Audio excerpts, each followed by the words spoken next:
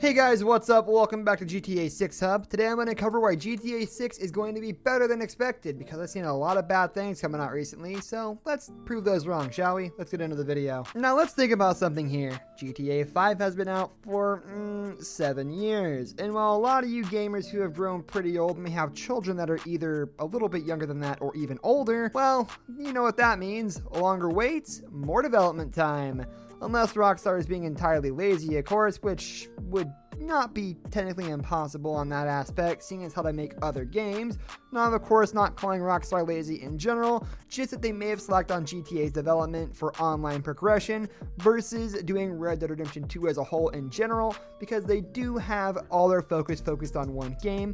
But as they grow, maybe they're deciding to split off a little bit more. I mean, we really don't want to see the Red Dead Redemption 2 team working on GTA Online or vice versa because, well, they're two different departments for a reason.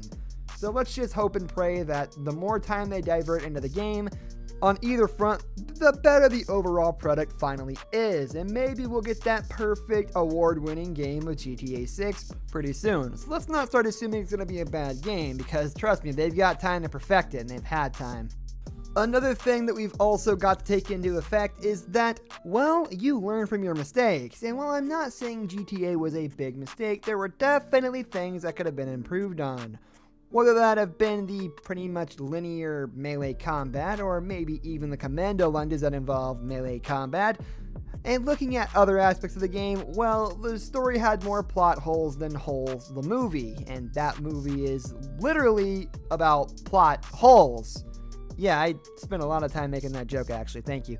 But back to my OG point, going away from that great movie, we've got to realize that Rockstar is learning from their mistakes the more and more they go on. And it's not just from, like, GTA. It's also from Red Dead Redemption. It's also from media they do, tweets they do. They learn according to fan reaction. And that's good. It's like they're adapting. It's like they're humans or something. It's crazy. Who would have thought Rockstar is comprised of humans, not lizard people? Wow, it's nuts.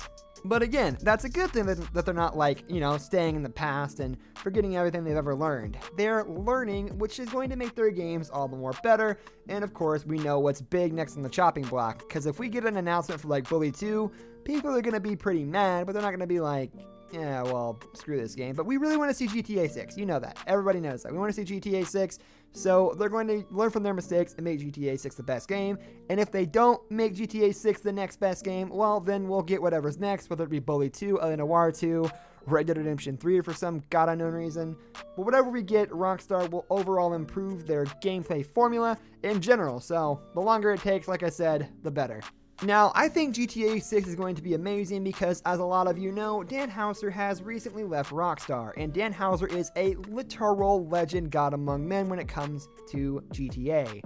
And this man is not going to go out without a big bang. Like, this guy has to have something huge planned, right? I have no doubt about it that Dan Houser is going to leave Rockstar with one of the best written storylines and best game designs to ever happen in general for games ever. I mean, you really think this man would just leave with like a subpar storyline of, oh, haha, drug lord, very cool, Vice City all over again? No, there's absolutely no way that Dan Houser doesn't make this the absolute best product he's ever made. And of course, we all know how good the story of GTA 4 was, so he's going to have to top that at minimum. So that's going to be a mountain on its own to climb. And speaking of mountains, maybe we'll get a little bit of introspective on a Mount Chiliad's mystery. Who knows? There's a lot to go off of.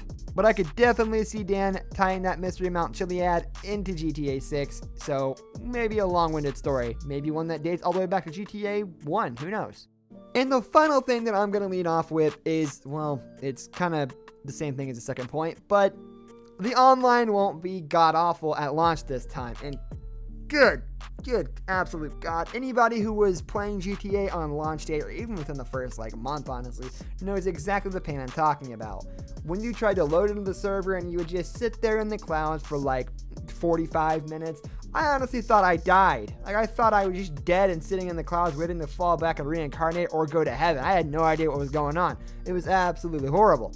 But this time around, I should not be in transit to heaven. I should definitely not be stuck in purgatory, and I should be getting to play GTA 6's online pretty immediately. Well, maybe not, because a lot of big release games, even with dedicated servers, World of Warcraft, have terrible launch days, but in general, it shouldn't be as bad as GTA 5, so that's okay. That's going to do it for today's video, guys. Thank you for watching. If you enjoyed the video, leave a like on the video, and don't forget to subscribe to our channel. I'll catch you next time. Goodbye.